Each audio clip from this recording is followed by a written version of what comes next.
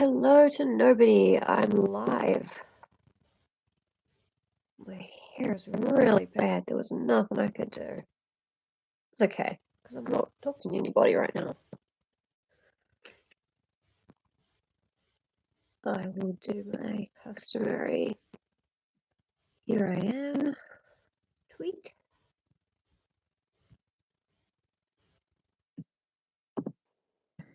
There I am.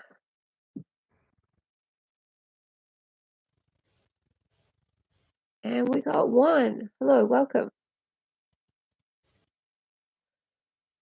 The technical difficulties I was having was with my allergies. Sup, John? Sorry. It's either seasonal allergies or a cold. I don't know. Nobody knows. Right. What happened last time? Previously on Dracula, Mina has been sending letters to Lucy, who is not getting them because she's dying. Oh, sorry. Lucy is dying of her healthcare professionals not communicating with each other. Right? The garbles, but I'm on my microphone. Hold up.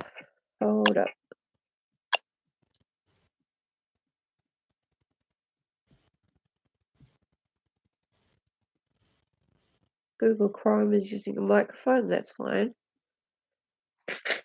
Shit. How am I sounding now?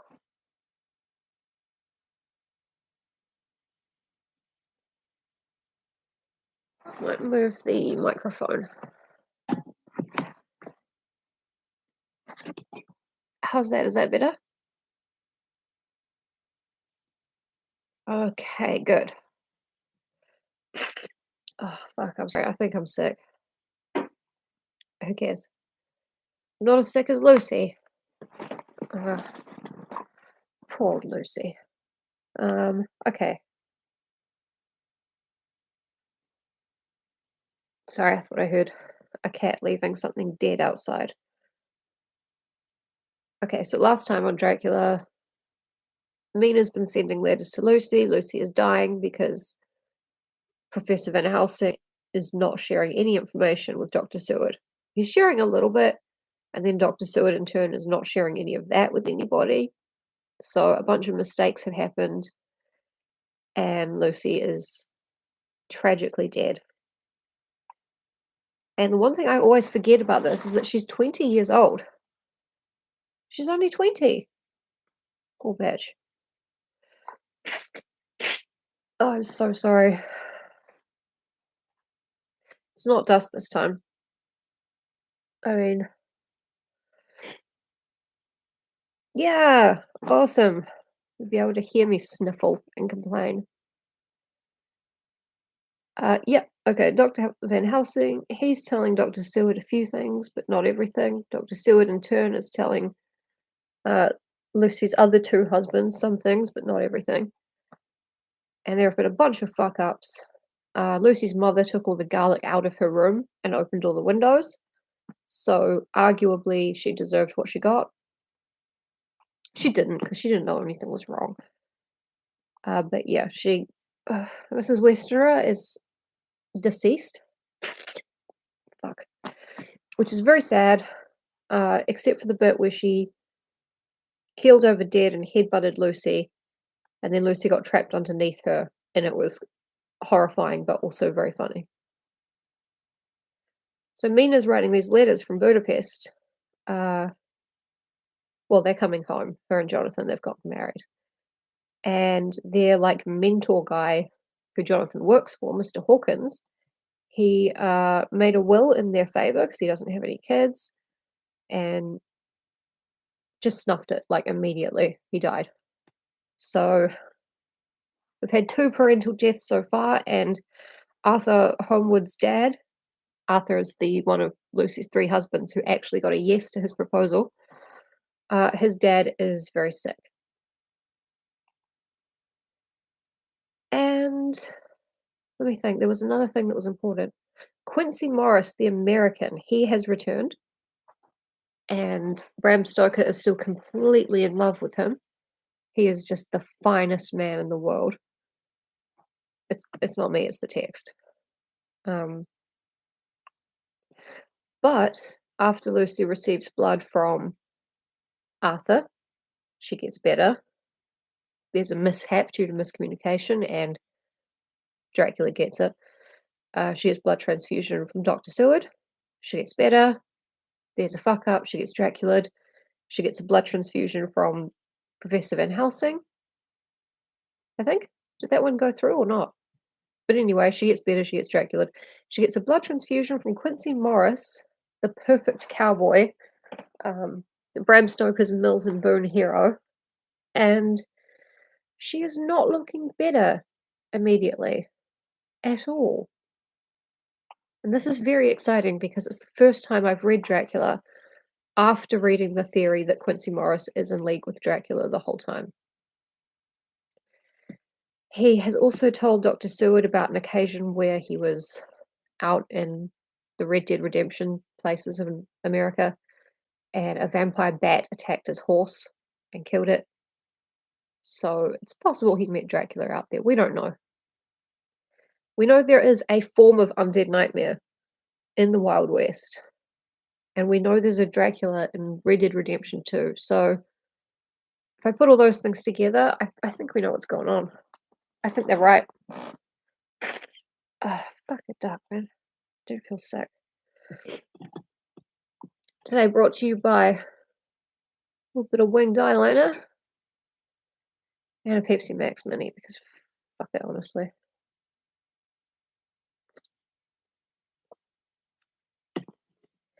And I just noticed that completely by accident, I've done something that I should have been doing on purpose from the beginning, which is giving Van Helsing a different accent every chapter. I've just been doing something vaguely European, but now I think that I should have given him like an offensively French accent, and then a Welsh one, and then just to be a dick, pretty much. Oh fuck! I'm sorry. I'm sorry. Julie, hi. I just did a recap, but you were here yesterday, weren't you? So you don't really need one. Lucy's dead. Poor Lucy. And Quincy Morris may or may not be in league with Dracula, but I think he is. Awesome. And now with the first 10 minutes dedicated to recapping and me wondering if I finally have a cold bad enough to kill me, which I probably don't. I think it is just allergies. And worrying that my hair might be greying at the roots. So we've covered all the important stuff. Yeah, exactly. Exactly. No, I've just been trying to do something vaguely European-ish, and it's been kind of bouncing around according to my abilities, which are not good. But yeah, I should have made him like, what's a funny accent? Well, New Zealand, obviously, but everyone else kind of had that one. All right, chapter 13. Oh yes, right at the end. Poor Lucy tried to get Arthur to kiss her. She's dying, and he's like, "Oh, I'll kiss her." And Van Helsing's like, "No, fucking don't. I won't tell you why, but you can't kiss your dying fiance."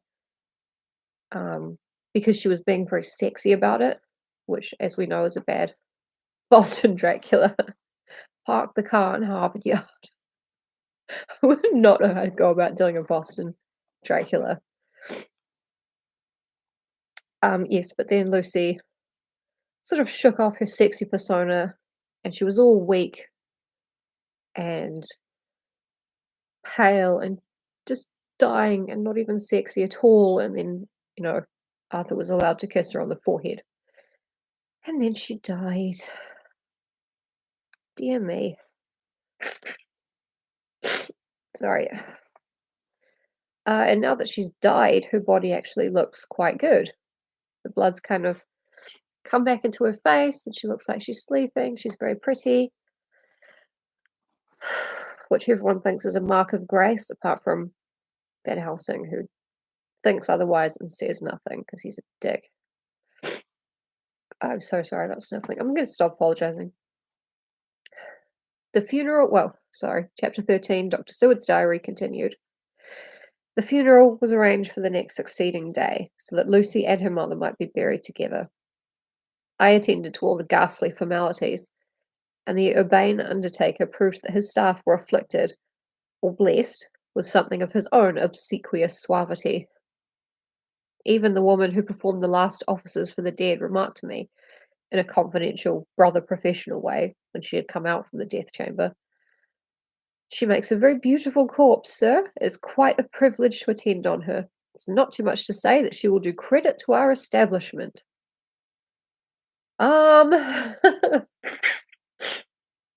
It is very creepy. They bang the dead bodies there. They do. They just do. I noticed that Van Helsing never kept far away. This was possible from the disordered state of things in the household. There were no relatives at hand, and as Arthur had to be back the next day to attend at his father's funeral. Oh no, Arthur's dad died. We're up to 3 parental deaths. We were unable to notify anyone who should have been bidden. Fucking dark, man. This isn't good. I mean, all the people dying, and also there's sinus headache. It's cool, it's fine. Under the circumstances, Van Helsing and I took it upon ourselves to examine papers, etc. He insisted upon looking over Lucy's papers himself. I asked him why, for I feared that he, being a foreigner, might not be quite aware of English legal requirements, and so might, in ignorance, make some unnecessary trouble. English people, I love them. Soz.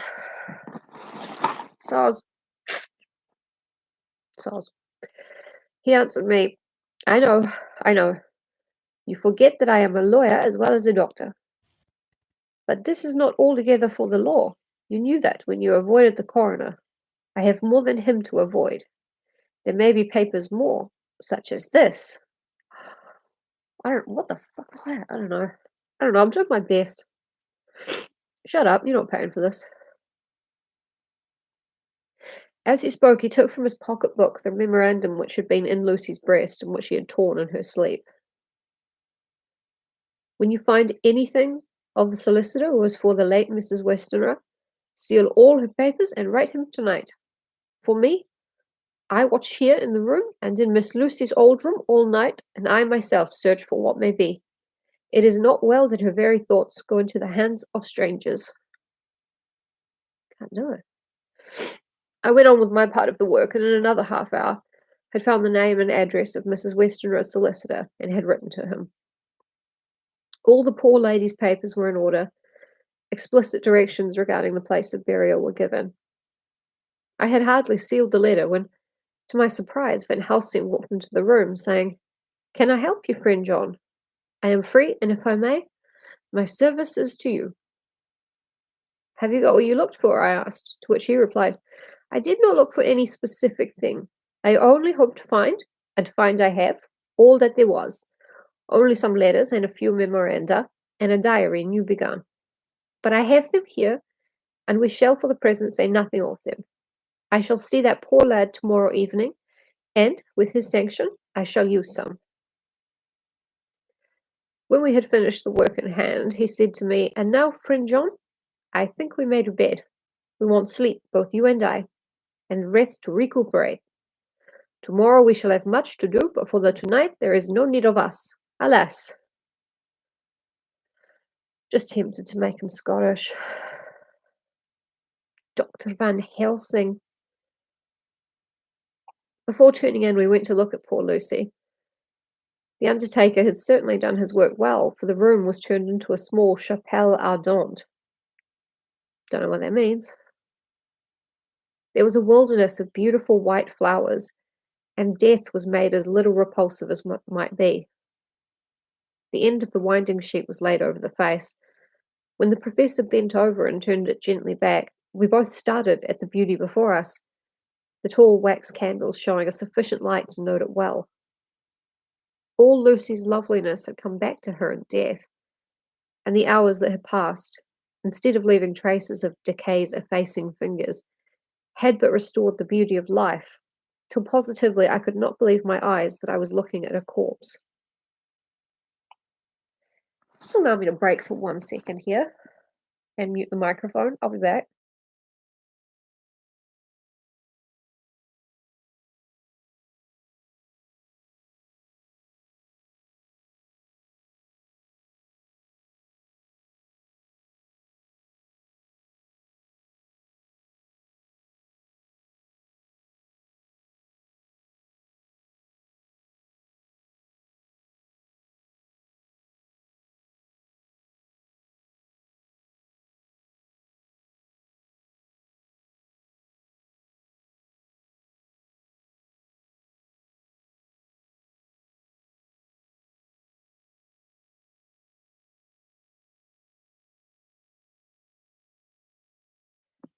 Here I am. Yeah, Lucy is dead, but she's sexy. The professor looked. Don't time out on me, phone. The professor looked sternly grave. He had not loved her as I had, and there was no need for tears in his eyes. He said to me, "Remain till I return," and left the room. He came back with a handful of wild garlic from the box waiting in the hall, but which had not been opened, and placed the flowers amongst the others on and around the bed. Then he took from his neck, inside his collar, a little gold crucifix and placed it over the mouth. He restored the sheet to its place and we came away. A little bit breathless, it's fine. I was undressing in my own room when, with a premonitory tap at the door, he entered and at once began to speak. "Tomorrow I want you to bring me, before night, a set of post-mortem knives." "Must we make an autopsy?" I asked. "Yes and no. I want to operate, but not as you think. Let me tell you now, but not a word to another. I want to cut off her head and take out her heart." "Ah, you a surgeon, and so shocked! You, whom I have seen with no tremble of hand or heart do operations of life and death that make the rest shudder. Oh, but I must not forget, my dear friend John, that you loved her, and I have not forgotten it, for it is I that shall operate, and you must only help. I would like to do it tonight, but for Arthur I must not. He will be free after his father's funeral tomorrow, and he will want to see her, to see it. Then, when she is coffined ready for the next day, you and I shall come when all sleep. We shall unscrew the coffin lid and do our operation, and then replace all, so that none know, save we alone."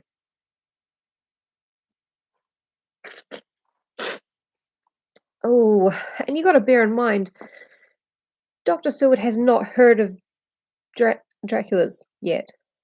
No vampires, nothing. He has no idea why you would cut up a dead body. But why do it at all? The girl is dead. Why mutilate her poor body without need? And if there is no necessity for a post-mortem and nothing to gain by it, no good to her, to us, to science, to human knowledge, why do it? Without such it is monstrous. For answer he put his hand on my shoulder and said, with infinite tenderness, "Friend John, I pity your poor bleeding heart, and I love you the more because it does so bleed. If I could, I would take on myself the burden that you do bear, but there are things that you know not, but that you shall know, and bless me for knowing, though they are not pleasant things. John, my child, you have been my friend now many years, and yet did you ever know me to do any without good cause? I may err, I am but man, but I believe in all I do. Was it not for these causes that you sent for me when the great trouble came? Yes. Were you not amazed, nay horrified, when I would not let Arthur kiss his love, though she was dying, and snatched him away by all my strength? Yes. And yet you saw how she thanked me, with her so beautiful dying eyes, her voice too, so weak, and she kissed my rough old hand and blessed me? Yes. And did you not hear me swear promise to her, that so she closed her eyes grateful? Yes. Well, I have good reason now for all I want to do. You have for many years trust me. You have believed me weeks past, when there be things so strange that you might well have doubt. Believe me yet a little, friend John. If you trust me not, then I must tell what I think, and that is perhaps not well. And if I work, as work I shall, no matter trust or no trust, without my friend trust in me, I work with heavy heart and feel oh so lonely, when I want all help and courage that may be. He paused a moment and went on solemnly, Friend John, there are strange and terrible days before us. Let us not be two, but one, so that we work to our good end. Will you not have faith in me? I took his hand and promised him. I held my door open as he went away and watched him go into his room and close the door. As I stood without moving, I saw one of the maids pass silently along the passage.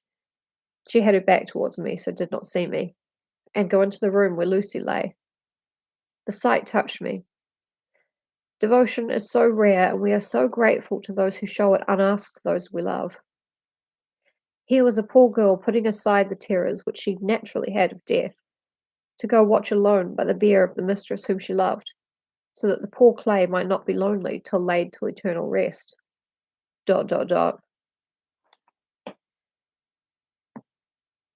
Oh yeah. You do the dead body first, then you have some bro sex to calm down, I think. Just gonna blow my nose again.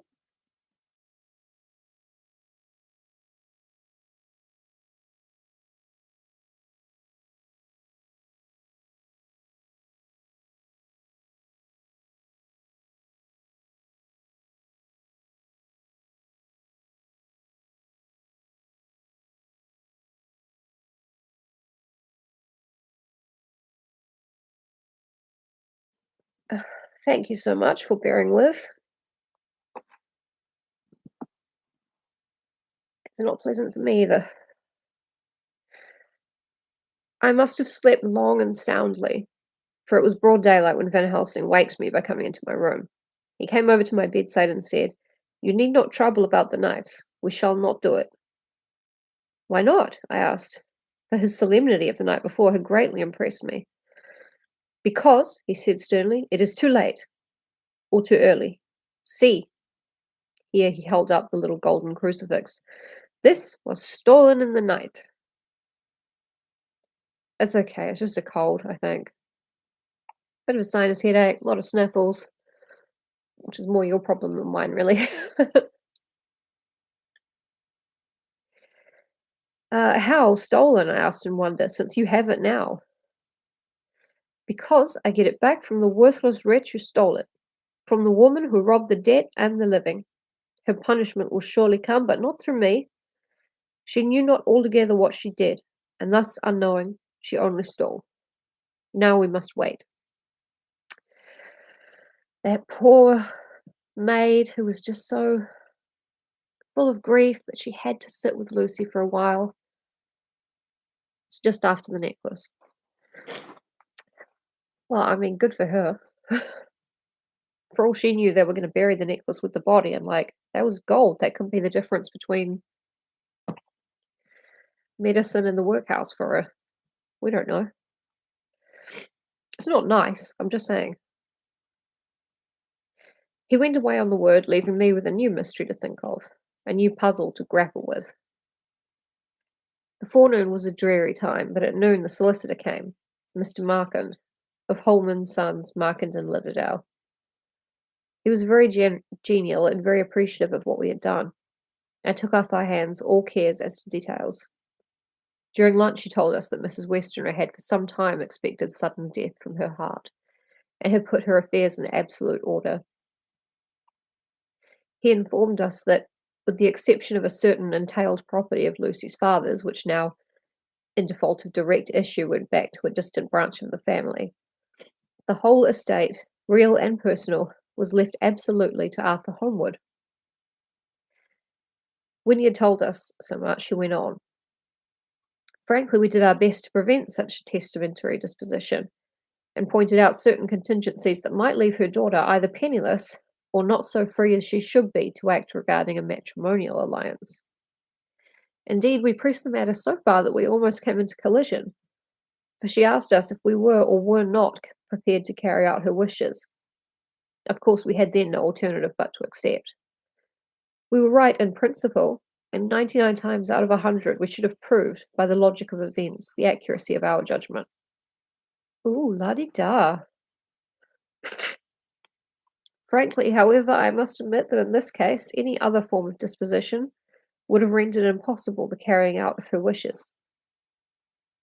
For by her predeceasing her daughter, the latter would have come into possession of the property, and even had she only survived her mother by 5 minutes, her property would, in case there was no will, and a will was a practical impossibility in such a case, have been treated at her decease as under intestacy.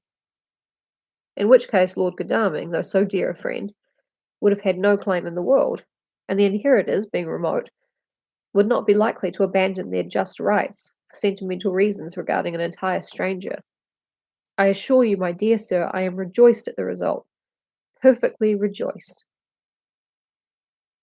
He was a good fellow, but his rejoicing at the one little part in which he was officially interested of so great a tragedy was an object lesson in the limitations of sympathetic understanding. Mrs. Westerner also left a note with the solicitor saying, "If I die, all my share goes to Arthur Holmwood, because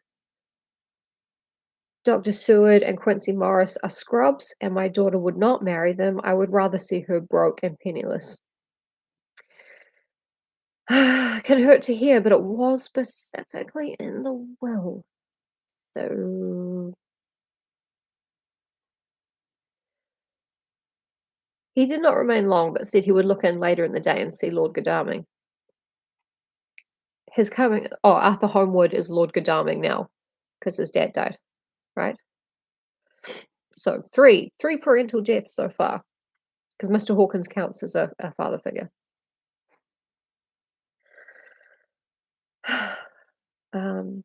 His coming, however, had been a certain comfort to us, since it assured us that we should not have to dread hostile criticism as to any of our acts. Arthur was expected at 5 o'clock, so a little before that time we visited the death chamber. It was so in very truth, for now both mother and daughter lay in it. The undertaker, true to his craft, had made the best display he could of his goods, and there was a mortuary air about the place that lowered our spirits at once.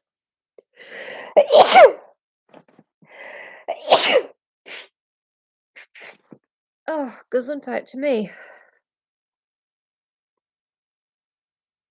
No, it's not coronavirus. That's ridiculous. Van Helsing ordered the former arrangement to be adhered to, explaining that as Lord Godalming was coming very soon, it would be less harrowing to his feelings to see all that was left of his fiancée quite alone.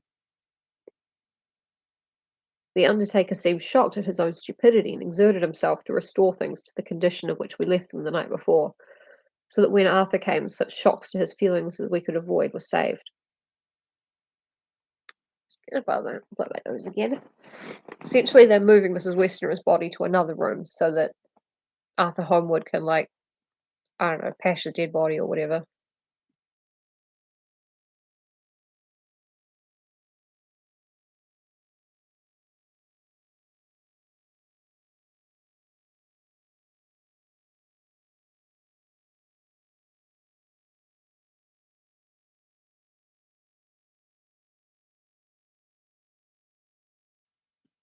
This would be terrible if I were like a proper streamer, but I'm just a pal reading you a story, so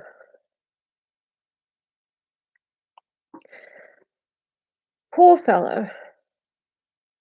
He looked desperately sad and broken.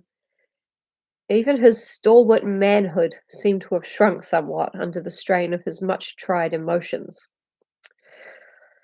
I want to feel sad for Arthur, but you gotta stop mentioning his stalwart Manhood, and how it seems to grow or shrink with circumstances. He had, I knew, been very genuinely and devotedly attached to his father, and to lose him, and at such a time, was a bitter blow to him. With me he was warm as ever, and to Van Helsing he was sweetly courteous. But I could not help seeing that there was some constraint with him.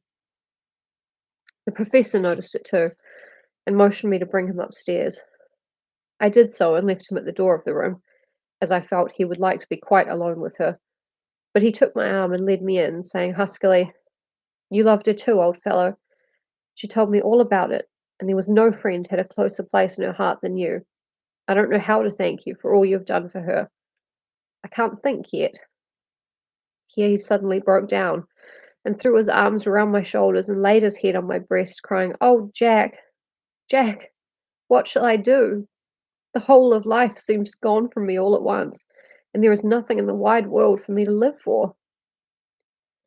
Firstly, don't call your fiancée the whole of life. That's rude. Do not reduce her to her vagina. That's horrible.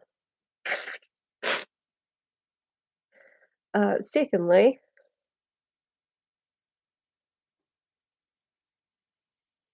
no, there was no secondly. I was going to make fun about, the word breast, but I comforted him as well as I could. Oh, good for you, Jackie.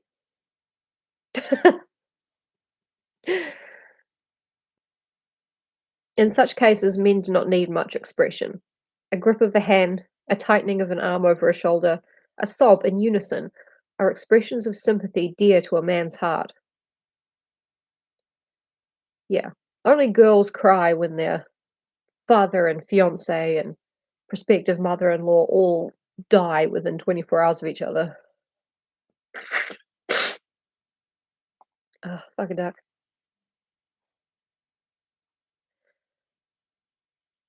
I stood still and silent till his sobs died away, and then I said softly to him, "Come and look at her." Together we moved over to the bed, and I lifted the lawn from her face. God, how beautiful she was! Steady on, lads. Every hour seemed to be enhancing her loveliness. It frightened and amazed me somewhat, and as for Arthur, he fell a trembling and finally was shaken with doubt as with an ague. At last, after a long pause, he said to me in a faint whisper, "Jack, is she really dead?" Yep. I assured him sadly that it was so, and went on to suggest, for I felt that such a horrible doubt should not have life for a moment longer than I could help, that it often happened that after death faces became softened and even resolved into their youthful beauty, that this was especially so when death had been preceded by any acute or prolonged suffering. It seemed to quite do away with any doubt, and after leaning beside the couch for a while and looking at her lovingly and long, he turned aside. I told him that that must be goodbye, as the coffin had to be prepared. So he went back and took her dead hand in his and kissed it, and bent over and kissed her forehead. He came away, fondly looking back over his shoulder at her as he came. As he came? Oh, Arthur! You know what? There is no wrong way to grieve. Sorry for sniffling, Jesus Christ. I left him in the drawing room and told Van Helsing that he had said goodbye, so the latter went to the kitchen to tell the undertaker's men to proceed with the preparations and to screw up the coffin. When he came out of the room again, I told him of Arthur's question, and he replied, "I am not surprised. Just now I doubted for a moment myself."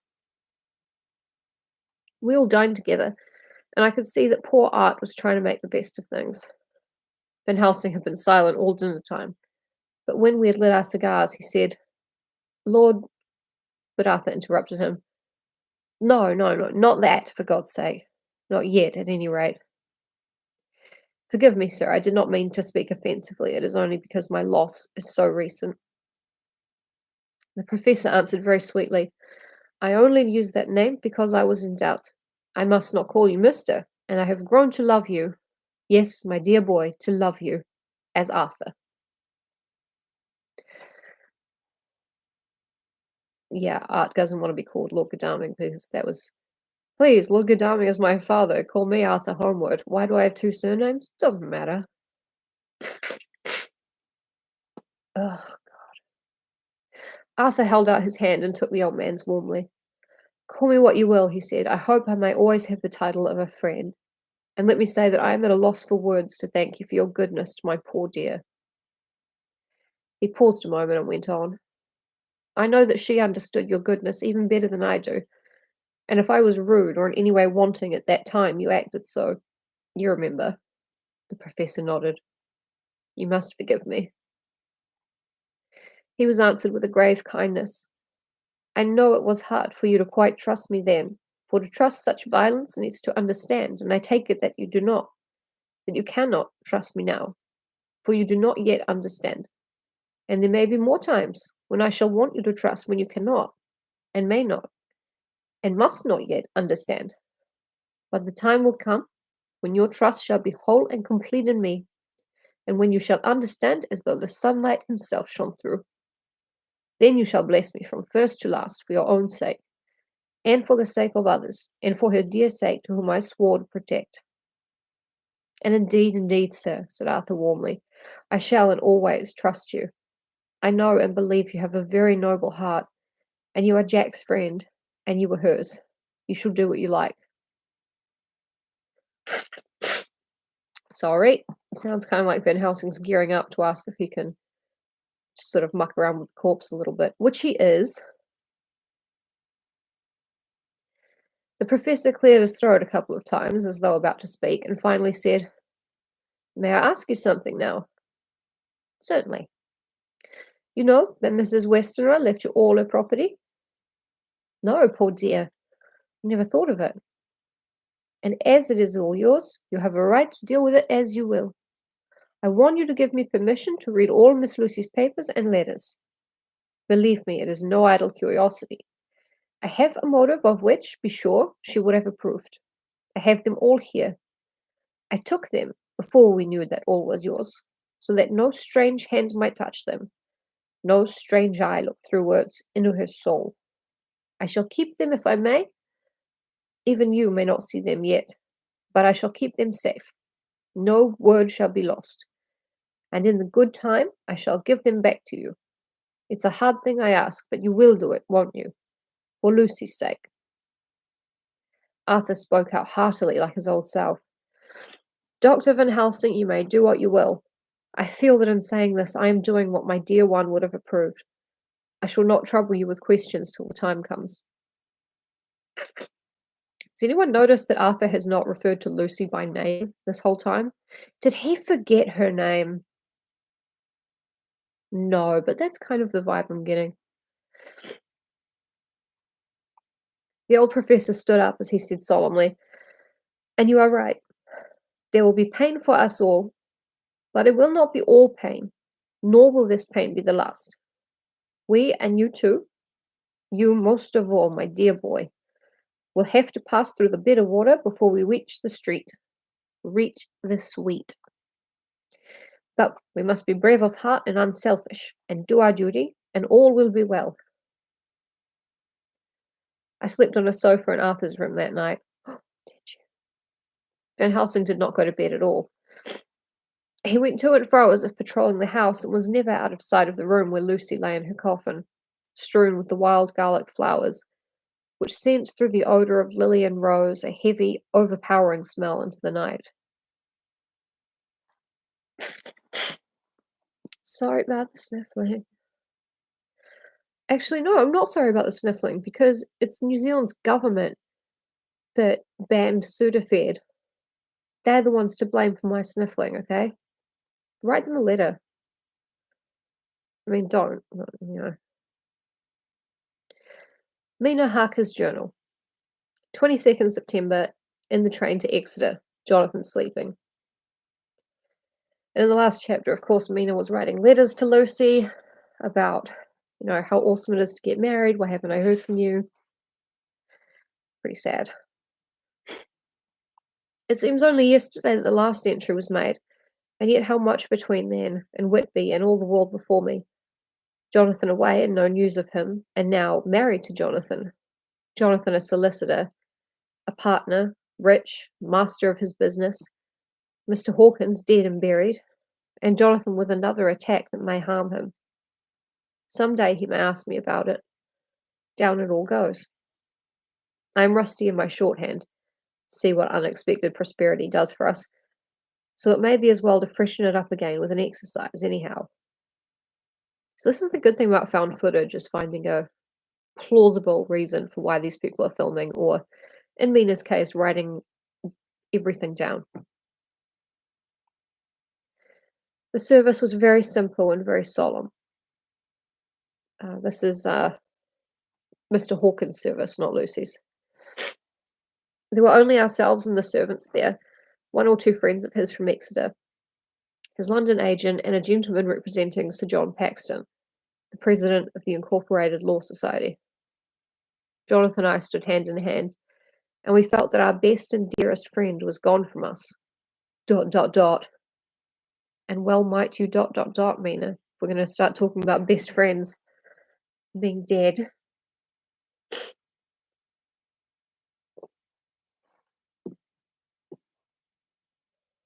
It get darker. Spooky.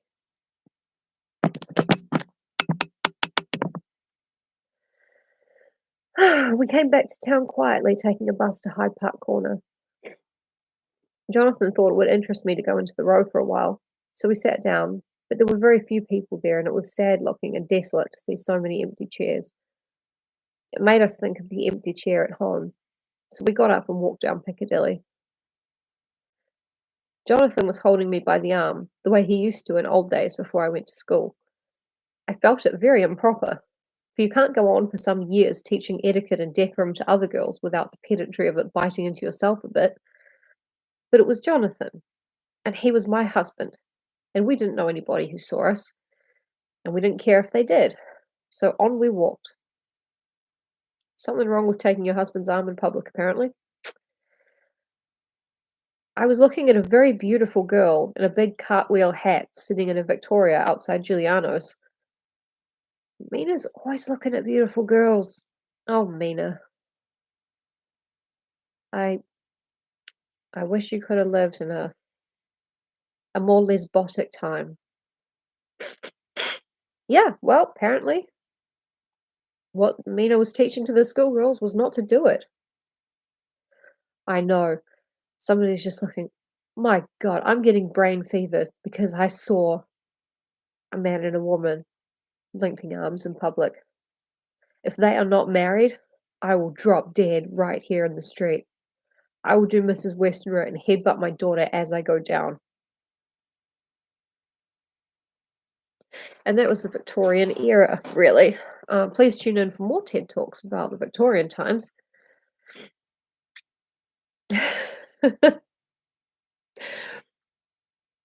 Mina's looking at a very beautiful girl. When I felt Jonathan clutch my arm so tight that he hurt me, and said under his breath, "My God!"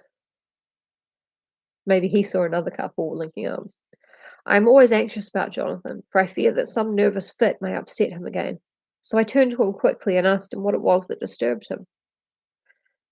He was very pale, and his eyes seemed bulging out as, half in terror and half in amazement, he gazed at a tall, thin man with a beaky nose and black moustache and pointed beard, who was also observing the pretty girl. He was looking at her so hard that he did not see either of us, and so I had a good view of him. His face was not a good face. It was hard and cruel and sensual. Sensual. And his big white teeth, that looked all the whiter because his lips were so red, were pointed like an animal's. Wow. Jonathan kept staring at him till I was afraid he would notice. I feared he might take it ill, he looked so fierce and nasty. I asked Jonathan why he was disturbed, and he answered, evidently thinking that I knew as much about it as he did. Do you see who it is? No, dear. I said, I don't know him. Who is it? His answer seemed to shock and thrill me, for it was said as if he did not know that it was to me, Mina, to whom he was speaking. It is the man himself. Just having a little sniffle out of fear. The poor dear was evidently terrified of something, very greatly terrified. I do believe that if he had not had me to lean on and to support him, he would have sunk down. He kept staring. A man came out of the shop with a small parcel and gave it to the lady, who then drove off. The dark man kept his eyes fixed on her, and when the carriage moved up Piccadilly, he followed in the same direction and hailed a hansom cab, the kind that Sherlock Holmes was always fucking around in.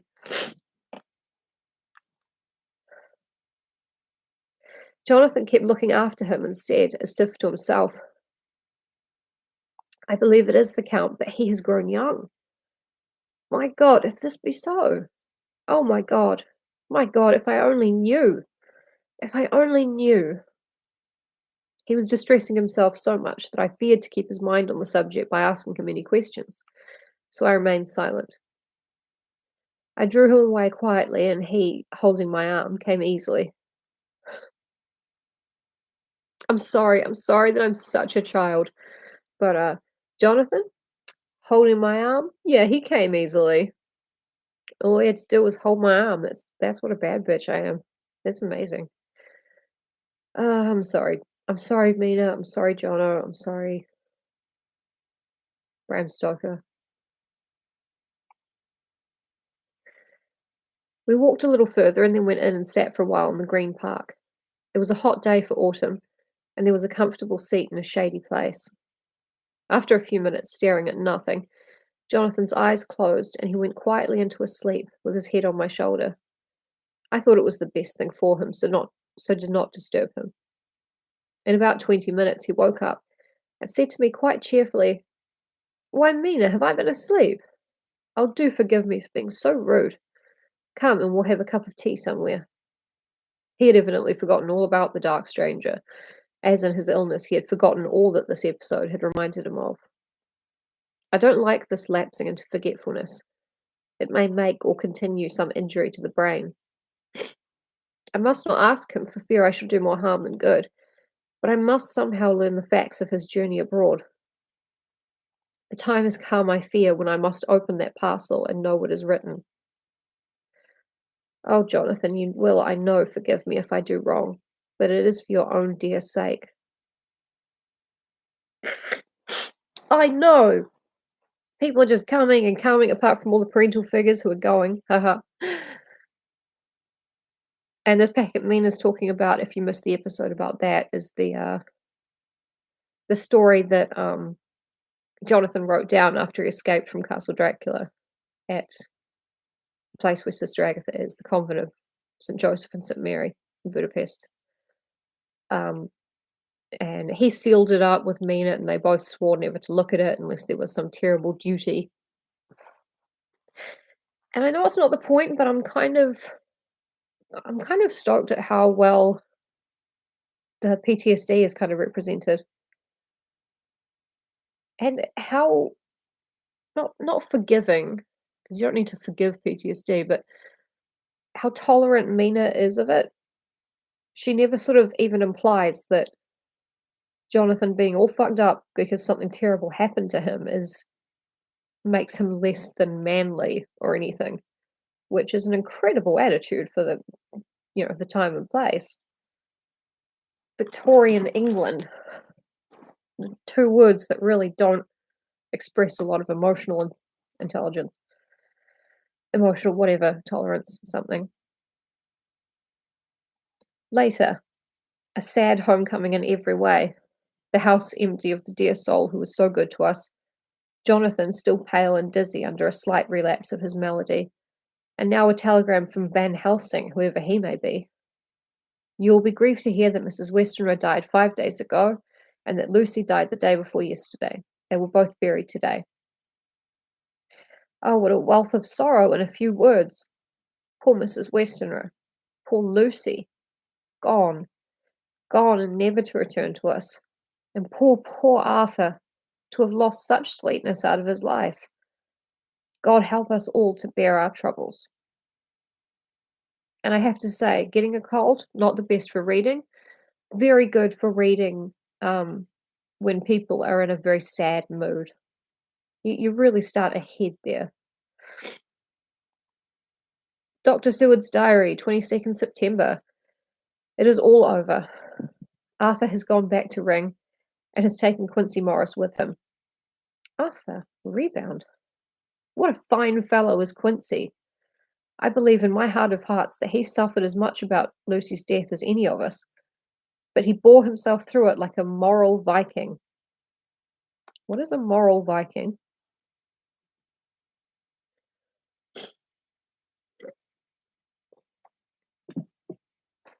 I would like to know more. If America can go on breeding men like that, she will be a power in the world indeed. No comment. Van Helsing is lying down, having a rest preparatory to his journey. He goes over to Amsterdam tonight, but says he returns tomorrow night, that he only wants to make some arrangements which can only be made personally. He is to stop with me then, if he can. He says he has work to do in London, which may take him some time. Poor old fellow. I fear that the strain of the past week has broken down even his iron strength. All of the time of the burial, he was, I could see, putting some terrible restraint on himself. He wants to fuck the dead body. Professor. When it was all over, we were standing beside Arthur, who, poor fellow, was speaking of his part in the operation, where his blood had been transfused to his Lucy's veins. I could see Van Helsing's face grow white and purple by turns. Arthur was saying that he felt since then as if they two had been really married, and that she was his wife in the sight of God. None of us said a word of the other operations, and none of us ever shall.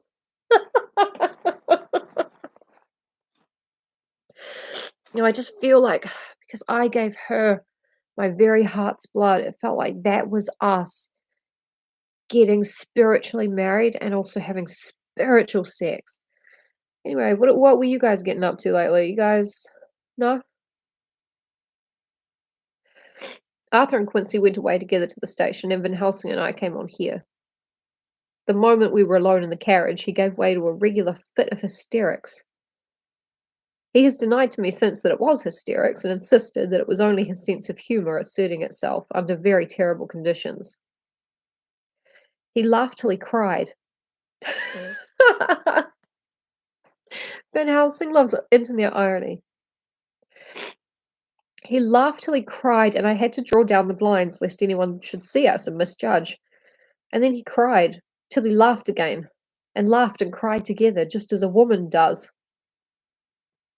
Excuse you, Jack. I tried to be stern with him, as one is to a woman under the circumstances, but it had no effect. Men and women are so different in manifestations of nervous strength or weakness. Then, when his face grew grave and stern again, I asked him why his mirth, and why at such a time.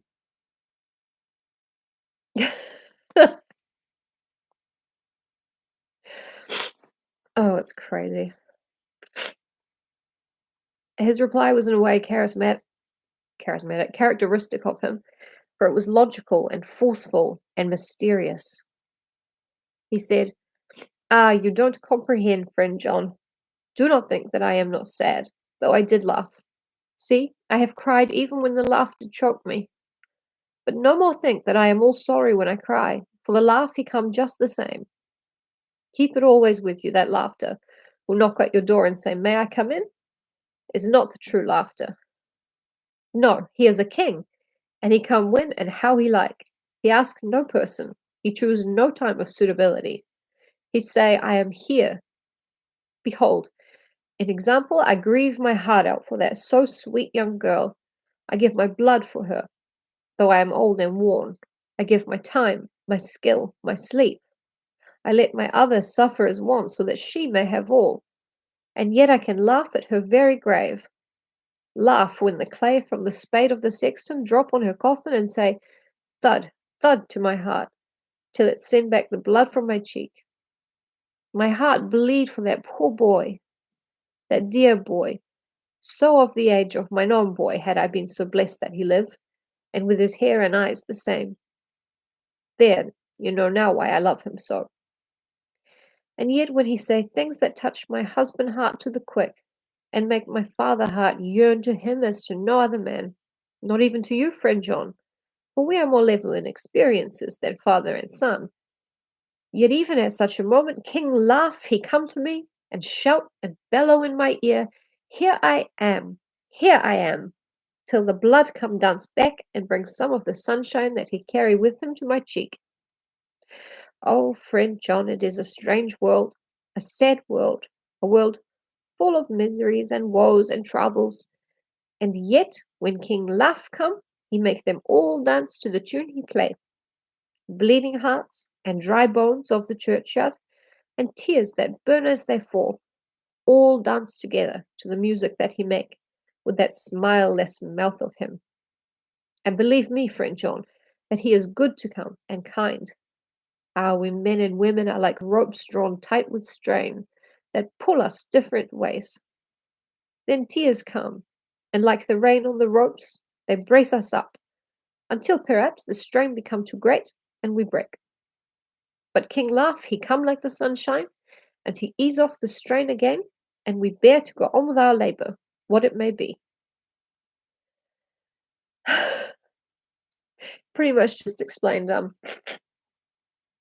why everybody laughs as a coping mechanism. You can't stop laughter. It happens. I did not like to wound him by pretending not to see his idea, but as I did not yet understand the cause of his laughter, I asked him. As he answered me, his face grew stern, and he said in quite a different tone, Oh, it was the grim irony of it all. This so lovely lady garlanded with flowers. They looked so fair as life, till one by one we wondered if she were truly dead. She laid in that so fine marble house, in that lonely churchyard, where rest so many of her kin, laid there with the mother who loved her, and whom she loved, and that sacred bell going toll, toll, toll, so sad and slow, and those holy men with the white garments of the angel, pretending to read books, and yet all the time their eyes never on the page, and all of us with the bowed head. And all for what? She is dead, so is it not?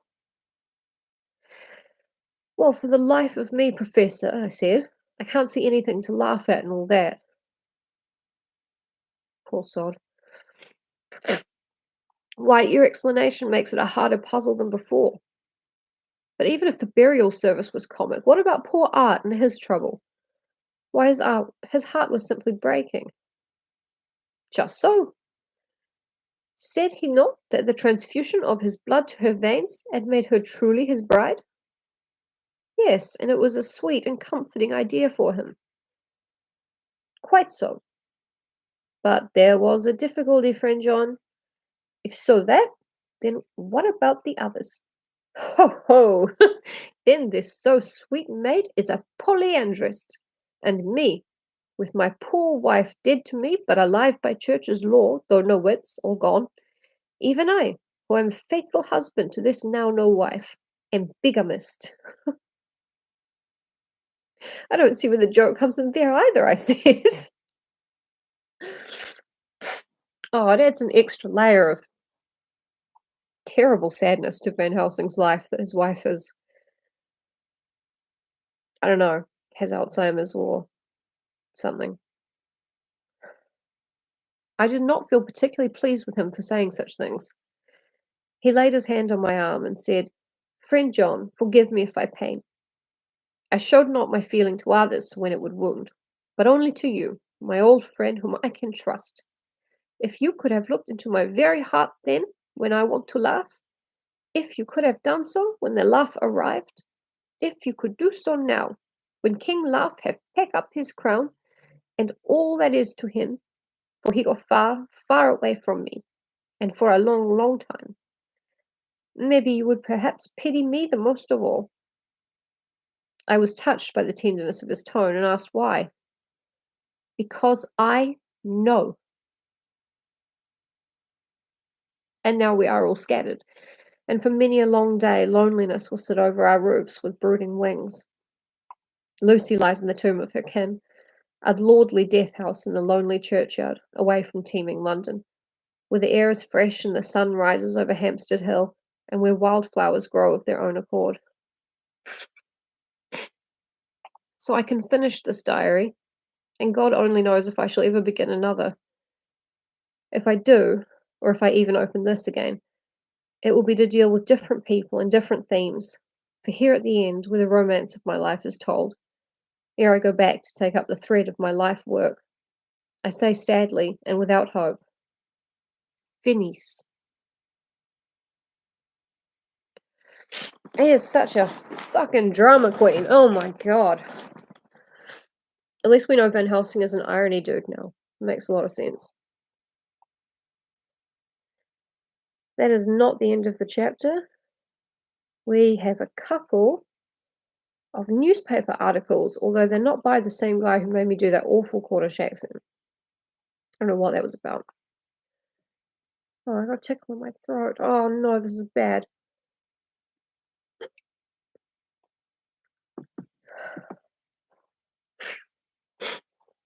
The Westminster Gazette, 25th September. A Hampstead mystery. The neighbourhood of Hampstead is just at present exercised with a series of events which seem to run on lines parallel to those of what was known to the writers of headlines as the Kensington Horror, or the Stabbing Woman, or the Woman in Black. The Stabbing Woman. That sounds like a good movie. During the past 2 or 3 days, several cases have occurred of young children straying from home or neglecting to return from their playing on the heath. In all these cases, the children were too young to give any properly intelligible account of themselves, but the consensus of their excuses is that they had been with a bloofer lady. I'm going to spell that out in the chat.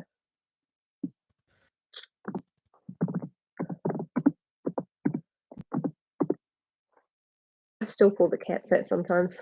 Fitz hates it. Then again, calling him a lady is misgendering him, so he's completely right to hate that. It has always been late in the evening when they have been missed, and on 2 occasions the children have not been found till early in the following morning. It is generally supposed in the neighbourhood that, as the first child missed gave his reason for being away that a bloofer lady had asked him to come for a walk, the others had picked up the phrase and used it as occasion served. This is the more natural, as the favourite game of the little ones at present is luring each other away by wiles. A correspondent... This is what happens when you don't give kids cartoons. A correspondent writes us that to see some of the tiny tots pretending to be the bloofer lady is supremely funny.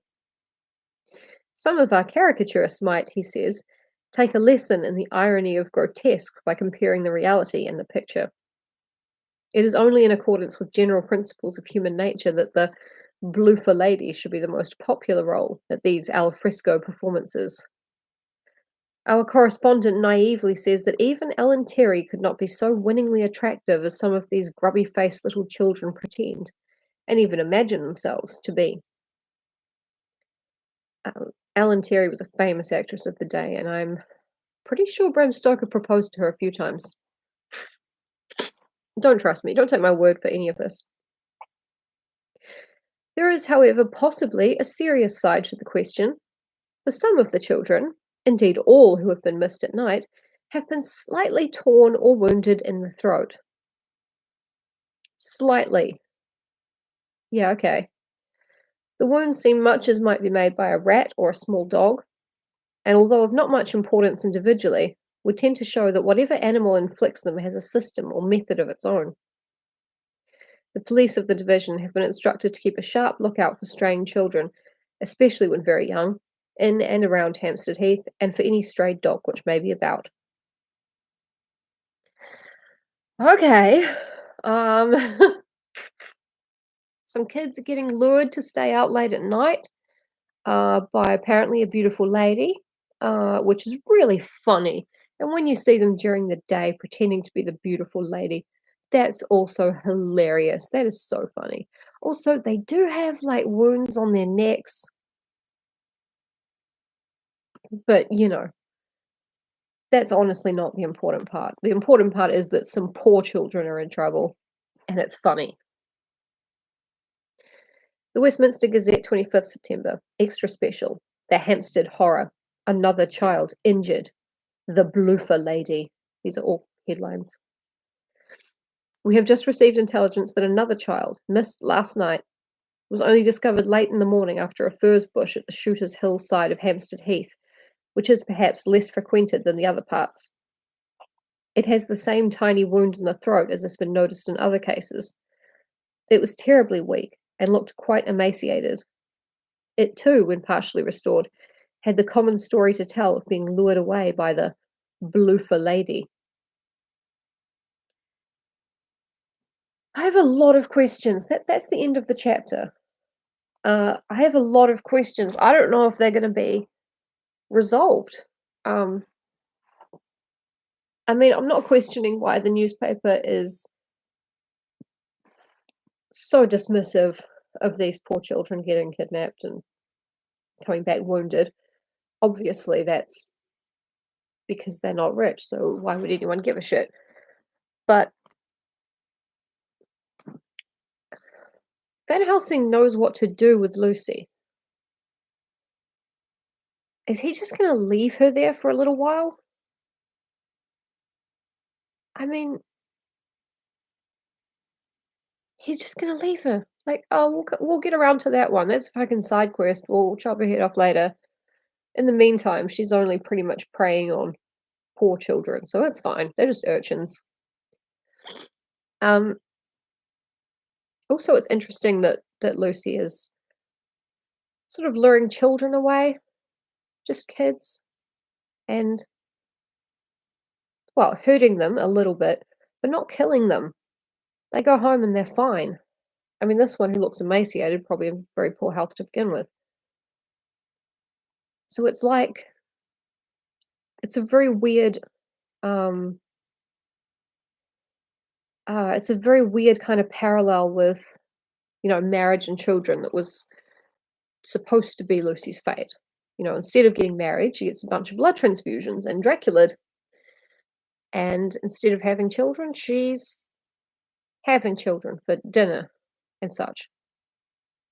But she's not hurting them, which is quite interesting, I think. Um, I am gonna go and make a hot beverage and steam my sinuses somehow. I don't know where they are. They're in the nose bit somewhere on the head, or I'll just steam everything. But thank you very much for joining me today, and thank you so much for your patience with all the sniffling and the nose blowing and all of that. God, the lights moved a lot. Um, and I have been trying to get Twitch working. It has not been working, so I'm very sorry. I don't think my computer's strong enough, honestly. Um, Thank you, Julie. I hope you have a good day. Um, I hope Bernie gets the nomination because, kind of teetering between hope and madness. It's very Lovecraftian, It comes down to just two old men with dementia fighting to see who can explode the planet first. You gotta go Call of Cthulhu, right? You gotta go, I hope I go mad first. I pray that I may be eaten first. But good luck and everything. Move here. Come over here. Hang out with me. Um, yeah. Thank you very much. Praying for you. To atheism. To my picture of Richard Dawkins. It's that picture of me, but it's got his head on it. Yeah. And I will see you all tomorrow. Bye.